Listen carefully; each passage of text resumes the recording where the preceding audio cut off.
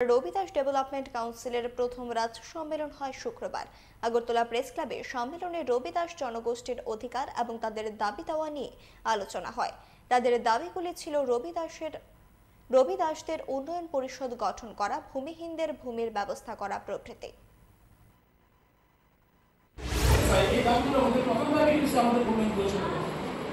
কারণ আমরা ডানে বামে যতগুলো পার্টি আছে কোনো পার্টি আমাদের কথা বলবে, সবসময় আমাদের কথা দিয়ে আইব যে এসএলএর এই করবো, বিদেশের এই করবো, বা সারা ত্রিপুরা ওবিসি জেনারেল যারা আছে তারা সব কিছু করবো।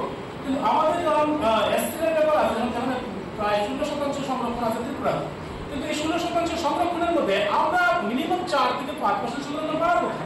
কিন্তু বিগত দিনে দেখা যায় যতগুলো পার্টি আছে আমাদের 1% সংরক্ষণ আমাদের দিয়ে দেয়, যে কারণে আমাদের বেকার যুবক যুবকরা যেমন চাকরি পেতেছে না, পাশাপাশি সে কর্মজীবনে সে কিছু করার মতো যে গভর্নমেন্ট থেকে লোন পাইবে এরকম তো নাই। এবং আগে সবচেয়ে বড় বিষয় হচ্ছে আমরা একসময় প্রচুর জমির মালিক ছিলাম এই রাজ্যে, কিন্তু ধীরে ধীরে দেখা গেল কি আমাদের গরিবী আবার কারণে ধীরে ধীরে আমরা এই জমিগুলো বিক্রি করে দিলে আজকে আমরা ভূমিহীন অবস্থায় বাস করতেছি বিভিন্ন চা বাগান বস্তিতে এবং শহরে আছি, মানে একদম অমানবিক জীবন আমরা কাটাচ্ছি।